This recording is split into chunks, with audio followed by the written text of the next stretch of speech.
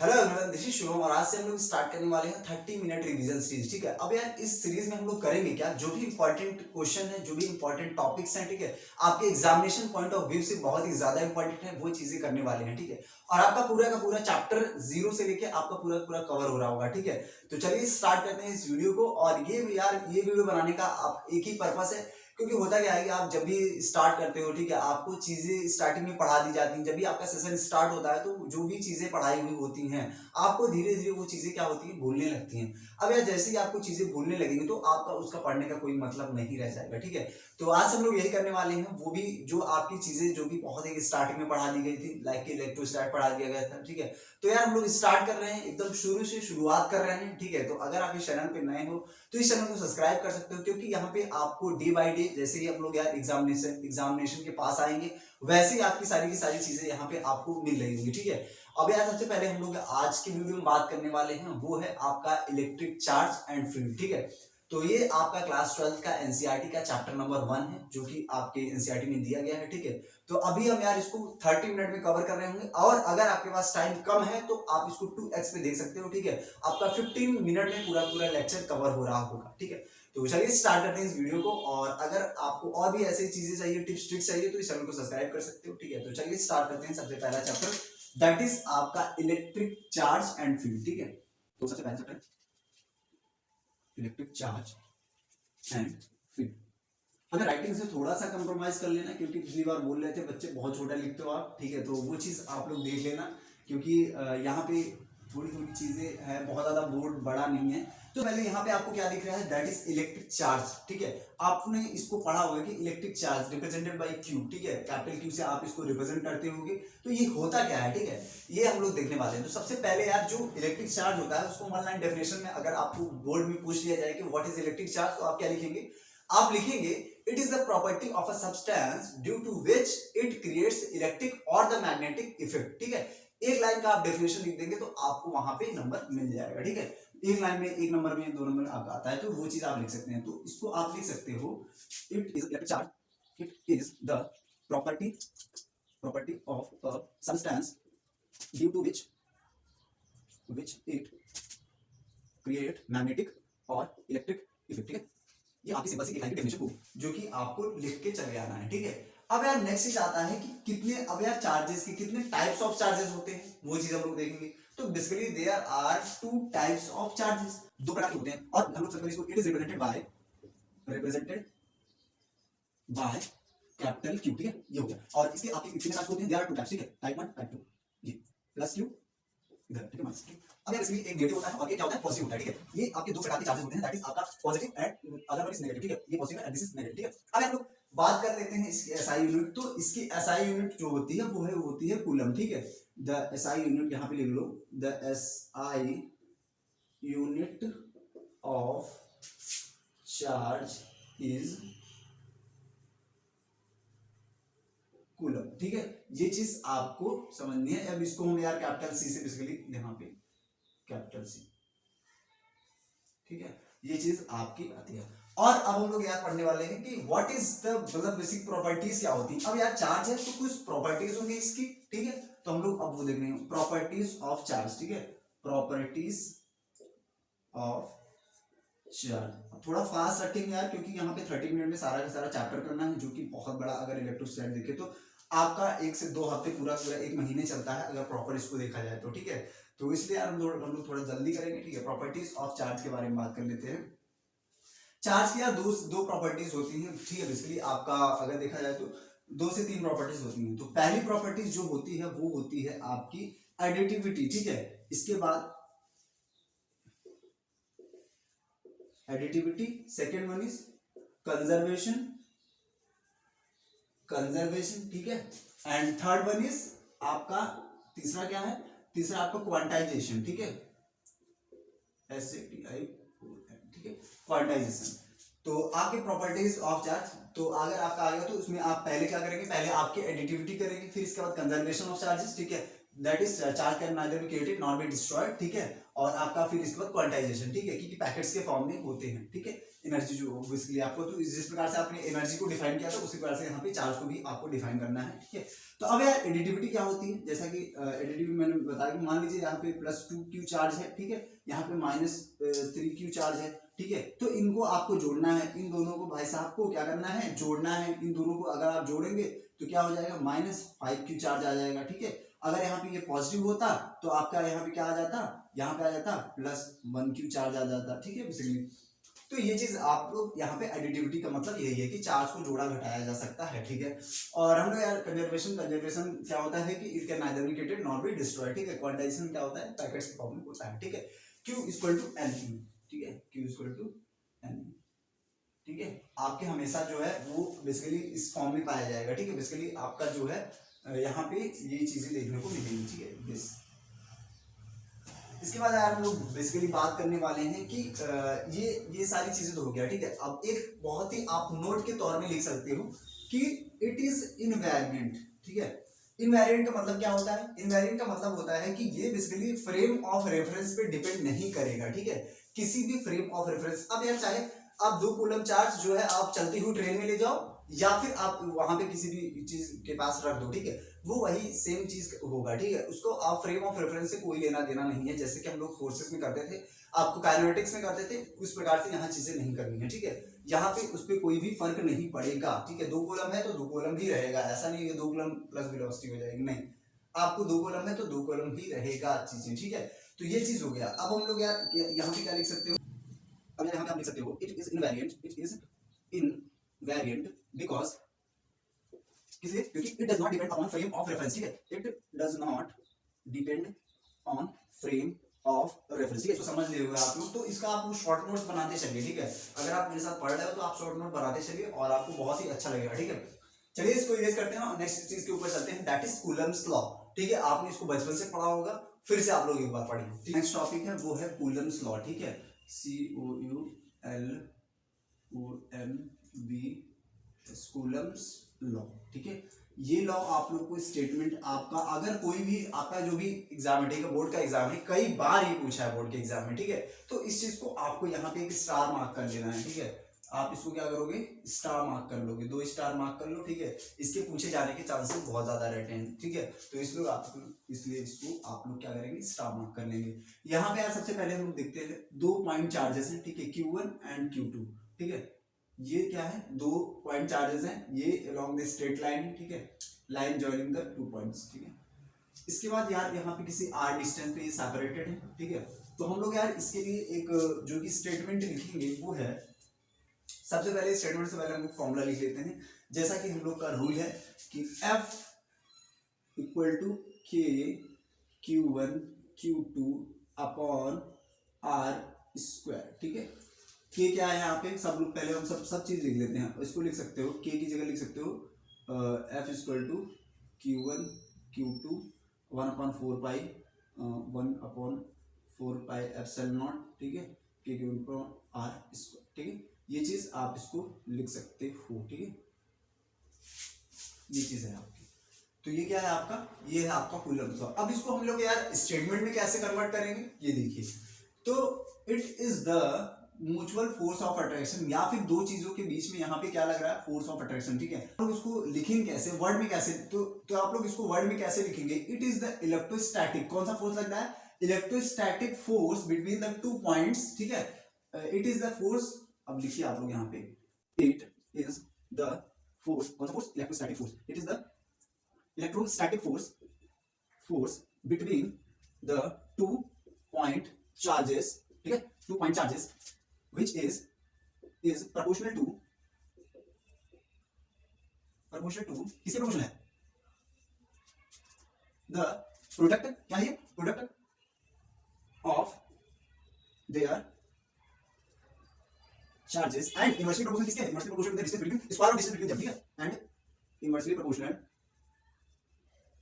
to the square of distance between, ठीक है। ये हो सकता है आपको समझ में नहीं आ रहा हो जो मैंने लिखा हुआ है, ठीक है, बट मैंने जो भी यहाँ पे मैंने बोल दिया आपको, ठीक है। It is the electrostatic force between the 2 point charges is proportional to the product of their charges and inversely proportional to the distance between them, ठीक है। तो जो चार्जेस हैं इनके प्रोडक्ट के डायरेक्टली प्रोपोर्शनल में है, ठीक है, जैसे कि आप लोग यहाँ देख पा रहे हो। इसके बाद इनवर्सली प्रोपोर्शनल है किसके, डिस्टेंस बिटवीन देम का स्क्वायर, ठीक है। अब यार यहाँ पे हम लोग ये बात कर लेते हैं, पाई क्या है आपको पता है, ठीक है, एप्सिलॉन नॉट क्या है वो हम लोग बात कर लेते हैं, ठीक है।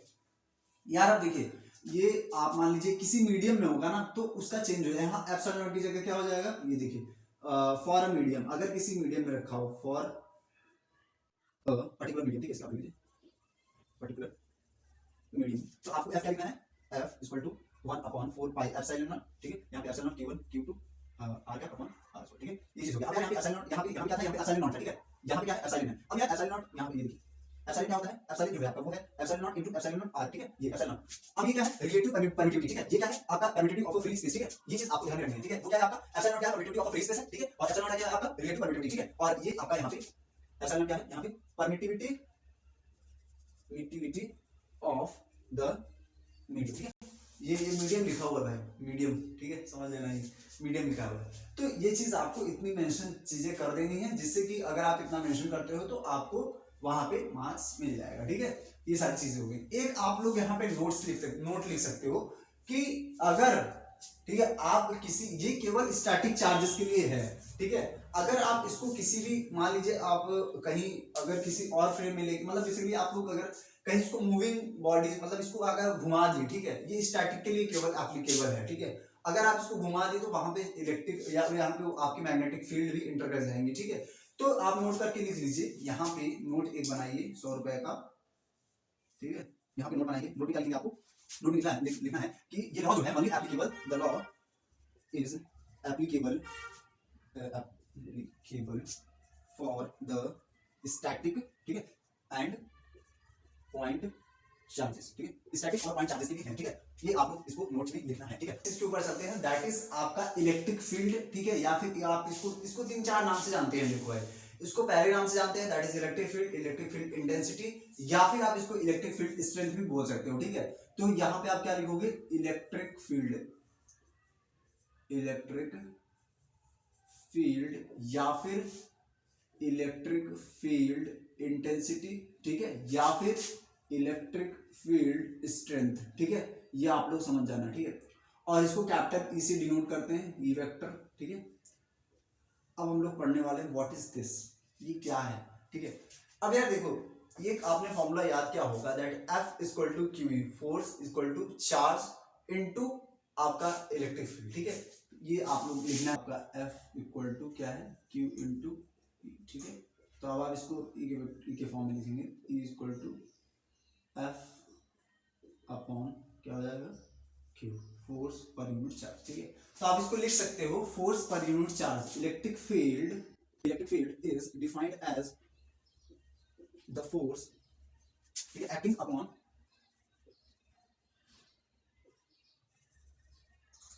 यूनिट पॉजिटिव चार्ज, ठीक है, यूनिट पॉजिटिव चार्ज, ठीक है, ये चीज आप लिख सकते हो। अब इसकी एसआई यूनिट क्या होगी, एसआई यूनिट आप देख लीजिए यहाँ पे, एसआई यूनिट क्या होगी, एसआई यूनिट ऑफ किसका, SI unit of electric field, ठीक है, ऑफ इलेक्ट्रिक फील्ड। इसको आप लोग यार वोल्ट पर मीटर कर लीजिए, ठीक है, या फिर आप इसको कर सकते हो न्यूटन पर कूलम, ठीक है, ये चीज आप लिख सकते हो। अब यार नेक्स्ट चीज के ऊपर चलते हैं, दैट इज कि इसका बेसिकली अगर यहाँ पे हम लोग कूलम लॉ से फोर्स की वैल्यू लिखें तो यहाँ पे क्या हो जाएगा, Q/r², ठीक है। तो अब r² Q से Q कट गया तो E इक्वल टू क्या हो जाएगा, KQ/r, ठीक है, आ गया। अब इसका यार हमको ग्राफ प्लॉट करना है, ठीक है। तो अब y इक्वल टू यहाँ पे क्या आ गया, 1/x का आपका कुछ आ रहा है, ठीक है। तो आपका क्या बनेगा, रेक्टेंगुलर हाइपरबोला बनेगा, ठीक है। तो ये बेसिकली देखिए यहाँ पे ये चीज आपको कांस्टेंट देखने को मिलेगी, ठीक है। यहाँ पे क्या वैल्यू कर रहा होगा, x, ठीक है, r² को बराबर x मिलेगा, ठीक है। तो यहाँ पे आपका क्या बनेगा, एक आपका रेक्टेंगुलर हाइपरबोला बनेगा, ठीक है। दिस यहाँ पे क्या E वर्सेस किसका बीच में, R के बीच में आपका ग्राफ प्लॉट हो गया, ठीक है। ये चीज आपको इतनी याद रखनी है, ठीक है, इलेक्ट्रिक फील्ड के लिए। अब यार यहाँ पे हम लोग एक चीज और देख लेते हैं, दैट इज कि अगर मान लीजिए दो चार्जेस रखे हुए हैं, ठीक है।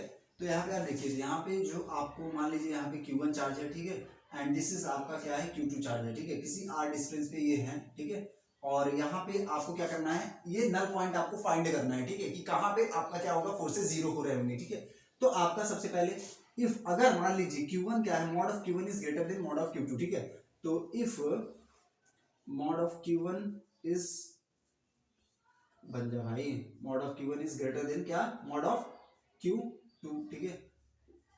Q1 is greater than mod of Q2, ठीक है। तो यहाँ पे आप क्या लिखेंगे, यहाँ पे आपको लिखना होगा पहली चीज, तो यहाँ पे सबसे पहले आप लोग अगर Q1 बड़ा होगा तो आपका जो बेसिकली छोटे वाले पॉइंट के पास जो है वो आपका डिस्टेंस बेसिकली वो आ रहा होगा, नल पॉइंट आ रहा होगा, ठीक है। तो ये बेसिकली आपको न्यूमेरिकल्स में यूज आएगा इसका। तो सबसे पहले आप लोग यहाँ लिखेंगे, क्या लिखेंगे आप यहाँ पे लिखेंगे, तो जो भी ये x क्या है, यहाँ पे मान लीजिए x किसी x डिस्टेंस पे आ रहा होगा जो आपका नल पॉइंट होगा, ठीक है। तो ये आप लोग लिखेंगे इसको mod of Q1 upon basically under root of Q1 upon under root of Q1 plus minus under root of Q2, ठीक है। और ये r दूरी, ये चीज आपको ये वाला फॉर्मूला न्यूमेरिकल्स में काम आ रहा होगा, ठीक है। ये चीज आप लोग याद रख सकते हो, ठीक है। नेक्स्ट टॉपिक के ऊपर चलते हैं, दैट इज आपका इलेक्ट्रिक फ्लक्स, ठीक है। सर जो आप नेक्स्ट है इलेक्ट्रिक फ्लक्स, ठीक है। अगर इलेक्ट्रिक फ्लक्स होगा क्या, ठीक है, तो हम देखेंगे। तो सबसे पहले आप लोग क्या करेंगे यहाँ पे इलेक्ट्रिक फ्लक्स, ठीक है। अब ये क्या होता है, ये कौन सी वाला है, तो ये बेसिकली यार कितने नंबर ऑफ इलेक्ट्रिक फील्ड्स आप मुझे सर जो नेक्स्ट है वो है आपकी इलेक्ट्रिक फ्लक्स, ठीक है। अब इलेक्ट्रिक फ्लक्स होता क्या है, तो यहाँ पे इलेक्ट्रिक फ्लक्स वो चीज होती है कि आपको ये बताती है कि कितने नंबर ऑफ इलेक्ट्रिक फील्ड आपका इलेक्ट्रिक फील्ड लाइंस पास हो रही है पर्टिकुलर रीजन एरिया से, ठीक है। वो होता है क्या होता है आपका इलेक्ट्रिक फ्लक्स होता है, ठीक है। अब हम इसको डिफाइन करते हैं, इलेक्ट्रिक फ्लक्स को इस प्रकार डिफाइन करते हैं, फाइव से रिप्रेजेंट करते हैं, ठीक है। फाइव पर इंटीग्रेशन ई डॉट, अब हम इसको ओपन कर दीजिए, ठीक है, ई डॉट डी, ठीक है। ये आपका होता है। अब इंटीग्रेशन क्या होता है, क्योंकि जो भी किसी गिवन पर्टिकुलर एरिया से जितनी इलेक्ट्रिक फील्ड लाइंस पास हो रही है उनको सबको जोड़ के बेसिकली आपका क्या होता है, वो क्या कहलाता है, फाई कहलाता है। फाई दैट इज आपका इलेक्ट्रिक फ्लक्स कहलाता है, ठीक है। ये चीज हो गया। अगर इसकी बेसिकली हम लोग इसको बेसिकली इसका जो यूनिट होता है, एसआई यूनिट क्या होता है, एसआई यूनिट, तो इसको हम लोग न्यूटन पर कूलम मीटर स्क्वायर, ठीक है। ये होता है आपका एसआई यूनिट, ठीक है। तीन से चार चीजें और हैं जो कि इसके बहुत इंपॉर्टेंट पॉइंट्स हैं, ठीक है। तो सबसे पहली चीज कि जो आपका बेसिकली ये होगा, ठीक है। देखिए फर्स्ट पॉइंट क्या है आपका, बेसिकली डी, जो आपका डी है, ठीक है, ये रिप्रेजेंट करता है, दिस इज अ परपेंडिकुलर, ये आपका एरिया के जो भी आपका पर्टिकुलर अगर कोई भी सरफेस है, ठीक है, उसके परपेंडिकुलर वेक्टर है, ठीक है। ये आपका क्या होगा, एरिया डी, डी जो है it is the area vector perpendicular to the given surface, ठीक है, गिवन सरफेस, ठीक है। और ये आउटवर्ड बेसिकली पॉइंट करता है, ठीक है, इट पॉइंट्स आउटवर्ड, ठीक है। ये बेसिकली क्या करता है, आउटवर्ड पॉइंट करता है, ठीक है। अब यार दूसरा पॉइंट लिखते हैं, सेकंड पॉइंट क्या है आपका, अगर कोई भी यूनिफॉर्म इलेक्ट्रिक फील्ड है, ठीक है, तो उसके आप क्या लिखेंगे, ई डॉट डी क्वेश्चन, ठीक है, for uniform electric field, phi क्या हो जाएगा, फाई क्या हो जाएगा, E dot D cos theta, ठीक है। ये चीज आप इसको लिख सकते हो, ठीक है। अब यार थीटा क्या है, थीटा जो है, थीटा थीटा यहाँ पे लीजिए, थीटा ये इसके एंगल है, इसके बीच में it is the angle between E and area vector, ठीक है। ये वाला ओके, चलो एरिया वेक्टर, एरिया वेक्टर इसके बीच में है आपका ई और एरिया वेक्टर के बीच में क्या है आपका थीटा, ठीक है। उसको हम लोग क्या कहेंगे, वो एंगल, ठीक है। थर्ड पॉइंट क्या है आपका, थर्ड पॉइंट भी बहुत ही ज्यादा इंपॉर्टेंट है, जो कि अगर if E vector is uniform, ठीक है, यूनिफॉर्म जैसे कि आप यहां पे चीजें uniform through out the area, अगर मान लीजिए किसी एरिया में बेसिकली अगर यूनिफॉर्म रहता है तो आप फाई क्या होगे, फाई हो गया phi integration E dot D, ठीक है, ई डॉट डी, ठीक है।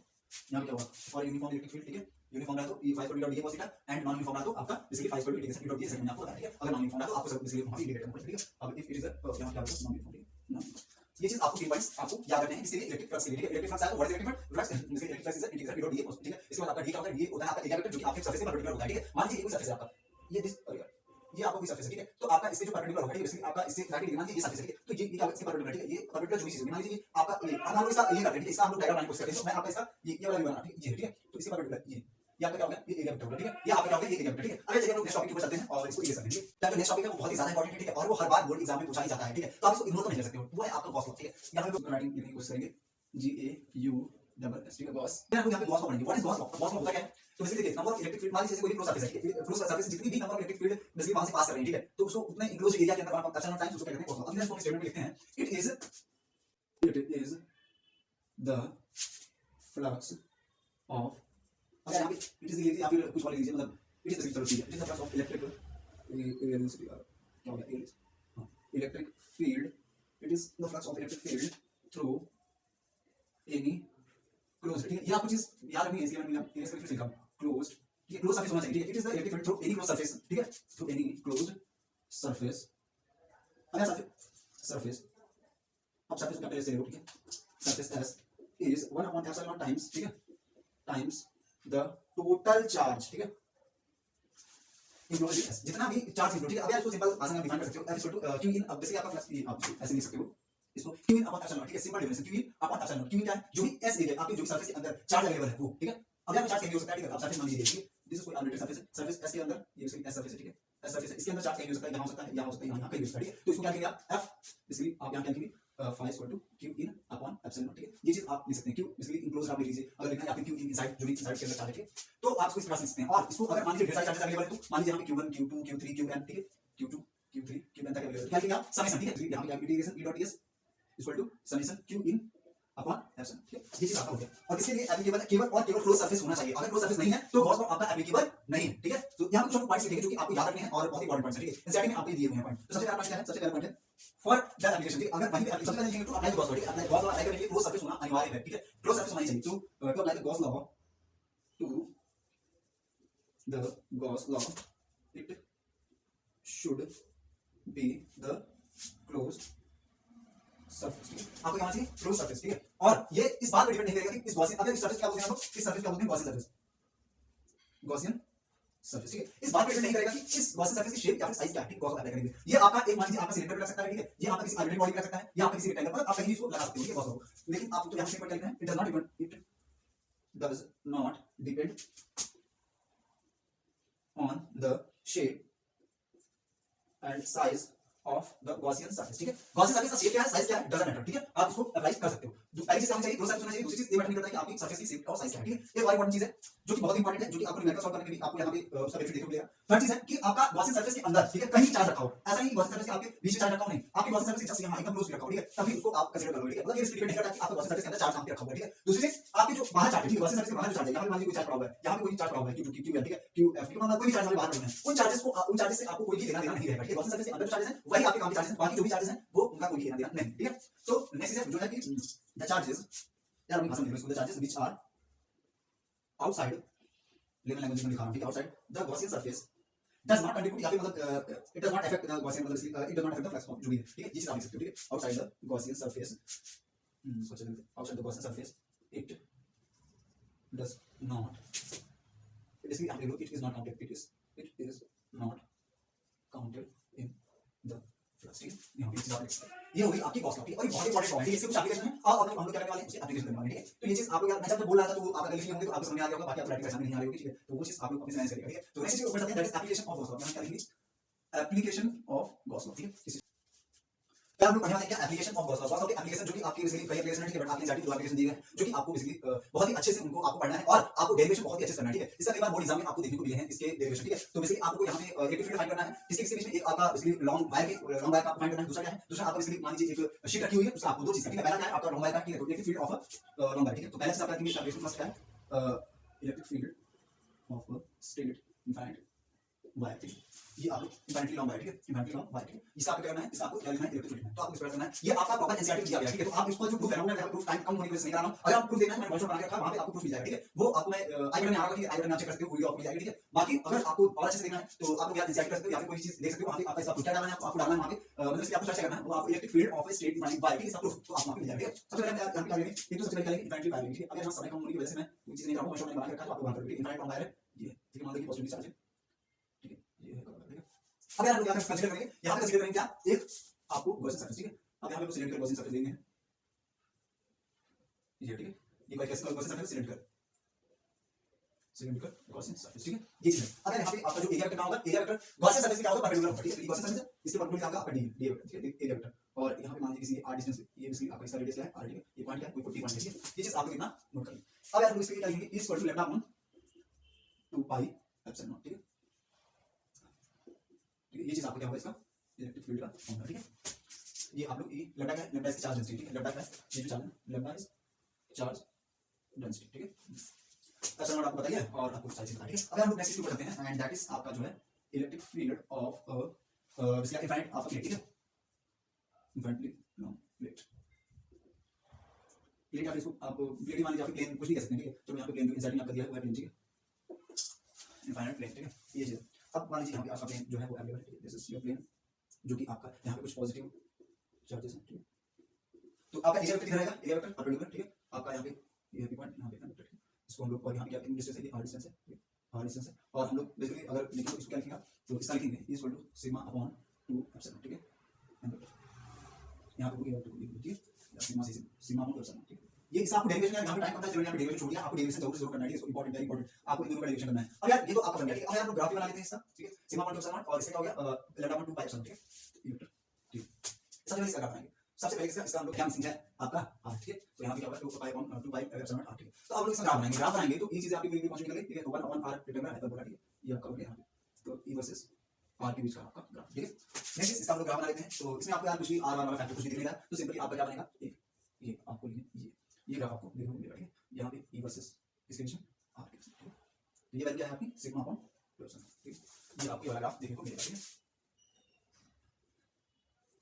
अब हम लोग यार एक लास्ट चीज है और उसके बाद चलते हैं that is the properties of electric field. हम लोग ने सब कुछ पढ़ लिया है, अब यार इलेक्ट्रिक फील्ड की कौन कौन सी प्रॉपर्टीज होती हैं और लास्ट में वो डायपोल बनने वाले हैं, ठीक है। तो चलिए स्टार्ट करते हैं उस चीज को।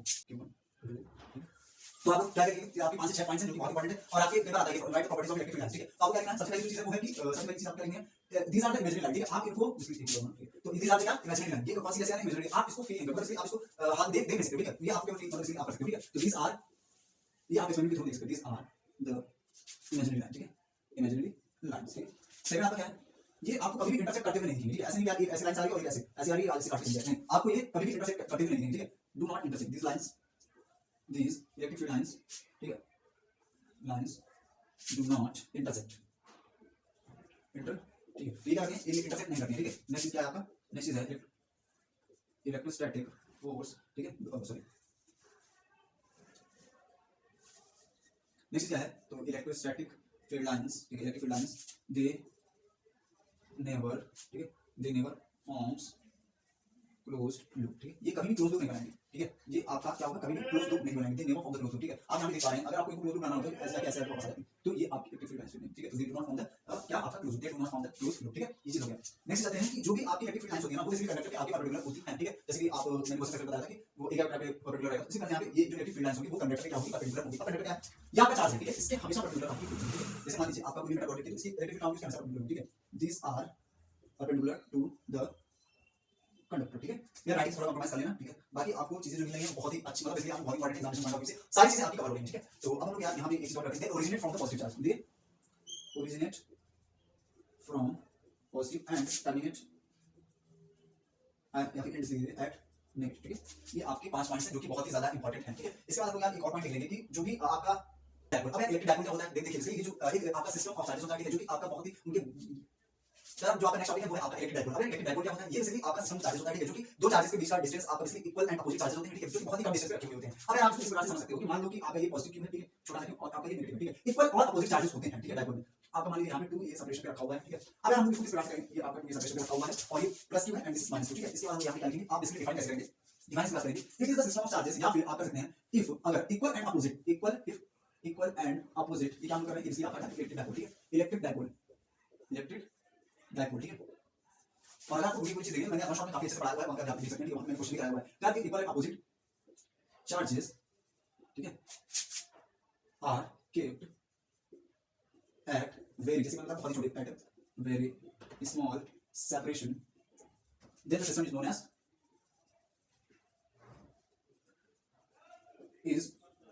एज द इलेक्ट्रिक डायपोल, ठीक है। या फिर इसको आप डायपोल लिख सकते हो, ठीक है, इलेक्ट्रिक डायपोल। अब ऐसे हम लोग बेसिकली 3 जगह देखेंगे, एक तो आपका बेसिकली इक्वेटोरियल एक्सियल और आपका यहाँ पे देख रहे हैं, ठीक है। तो आप लोग पहले सबसे पहले हम लिखेंगे इसका जो इक्वेशन होता है वो लिखेंगे डायपोल मोमेंट, ठीक है, डायपोल मोमेंट। अब ये क्या होता है, इसको हम लोग डिनोट करते हैं पी से, ठीक है। स्मॉल पी यहाँ पे इस प्रकार से डिनोट करते हैं। अब आपका क्या होता है यहाँ पे p = 2q × p, ठीक है। या फिर आपका क्या है 2 ये डिस्टेंस है, q क्या है आपका चार्जेस, ठीक है। ये आपका क्या है डायपोल। ये चीज आपको कितना समझ में आ रहा होगा, ठीक है। अब हम बेसिस की बात कर लेते हैं, दैट इज आपका उसमें फोर्स क्या लगा होगा, ये डायपोल रखा हुआ है, ठीक है। इस पे आपका कुछ टॉर्क लगेगा, ठीक है, तो उसको हम देख लेंगे, कुछ वर्क डन होगा, अगर टॉर्क लगेगा तो ठीक है। अगर यहाँ पे कुछ फोर्सेस लगेंगे तो आपका यहाँ पे डेफिनेटली वक्त होगा, ठीक है, वो चीज हम लोग देख सकते हैं। तो यहाँ पे हम लिखेंगे अगर ये किसी इलेक्ट्रिक फील्ड में रख दिया गया तो इस पे क्या होगा, कुछ फोर्स लगेगा और कुछ इसके बाद इसमें वर्क होगा, ठीक है। तो इफ द डायपोल इज कहां तक दिया गया, electric field kept in uniform electric field, ठीक है। यूनिफॉर्म इलेक्ट्रिक फील्ड रख दिया गया तो आपका क्या क्या चेंजेस देखने को मिलेंगे, ठीक है। तो यहाँ पे पहली चीज जो आपको होगा वो होगा टॉर्क लगेगा। अब यहाँ पे टॉर्क की जो वैल्यू होगी, मान लीजिए टॉर्क हम लोग टाउ से डिफाइन करेंगे, ठीक है। तो जो आपका टॉर्क लगेगा वो क्या लगेगा, p sin थीटा, ठीक है, p क्रॉस e, ठीक है। अगर यहाँ पे क्रॉस प्रोडक्ट है तो इसे आप कैसे आता है p e साइन थीटा, ये स्मॉल थीटा, आप इसको याद रखना, ठीक है, p sin थीटा, ठीक है। इसके बाद हम लोग बात कर लेते हैं कि आपका ऐसे फोर्स कितना लगेगा, मतलब इसमें इतना फोर्स है, ठीक है। इसके बाद हम बात कर लेते हैं कि इसके आपका वर्क डन कितना होगा, ठीक है, वर्क डन। अब ये तो क्या हो गया, ये आपका हो गया, आपको फोर्स कितना लगेगा, पावर डिस्प्लेसमेंट कितना लगेगा, ठीक है। यहाँ पे जो वर्क क्या होता है, वर्क क्या होता है आपका, यहाँ पे d डॉट ds होता है आपका, बेसिकली आपका डिस्प्लेसमेंट इनटू जो भी आपका नहीं,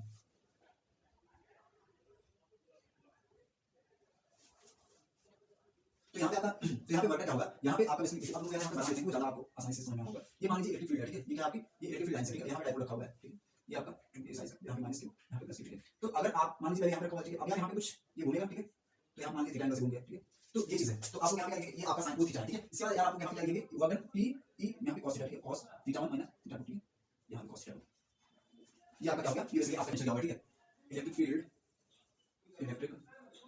field and potential due to dipole,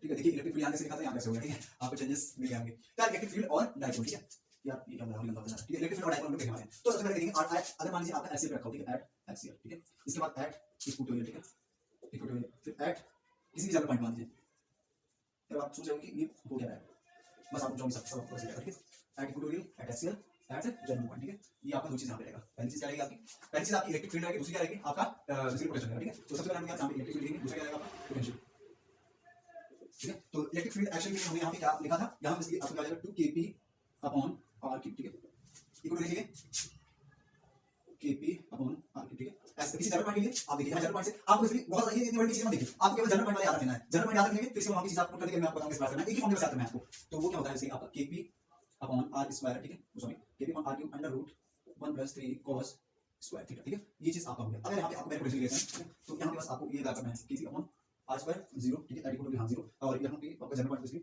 kp cos theta, ठीक है, अपॉन r स्क्वायर, ठीक है। अब यहाँ देखिए एट एक्सियल, एट इक्वेटोरियल, ठीक है, एक्सियल पे और इक्वेटोरियल पे, एक्सियल मतलब एक्सिस के अराउंड, ठीक है, ये इस एक्सिस के अराउंड, ठीक है, ये यहाँ पे कहीं पॉइंट पे हो या फिर यहाँ पे, ये क्या हो गया एक्सिस, इक्वेटोरियल मतलब परपेंडिकुलर टू द ये इस परपेंडिकुलर पॉइंट पे, ठीक है। तो आपको जहां यहाँ पे क्या हो जाएगा, थीटा क्या हो जाएगा 90 डिग्री, ठीक है, यहाँ पे क्या हो जाएगा थीटा 0 हो जाएगा, ठीक है। आपको करके ठीक है करना है, एक एक्सियल के लिए आपको करना है 0, ठीक है, cos 0 1 4, ठीक है, 4 होगा 4 अंडर रूट कितना होता है 2, 2 kp अपॉन r क्यूब, ठीक है। इसके बाद आपको इक्वेटोरियल क्या करना है cos 90 0, ठीक है, cos 90 क्या होगा 0 0 1 अंडर रूट 1 1, ठीक है, kp upon r cube, kp upon r cube equatorial, ठीक है। बहुत सिंपल है, इस चीज को आपको याद रखना है बस, सारी चीजों में ये आप याद रखना, ठीक है। जिसे आप याद रखोगे तो आपका पूरा काम मिल जाएगा, ठीक है। बाकी अगर आपको आज के वीडियो पसंद आया तो आप चैनल सब्सक्राइब करिए, और हमारे साथ और भी वीडियोस आएंगे, ठीक है, सारे सब्जेक्ट आएंगे फिजिक्स मैथ आपको 30 मिनट में प्रोवाइड करने की पूरी कोशिश रहेगी, ठीक है, और आप इसको भी ऐसे करके अपना टाइम से कर सकते हैं, और मेहनत आपको ही करनी होगी, ठीक है। एट द एंड हम तो करेंगे अपने एंड से, ठीक है।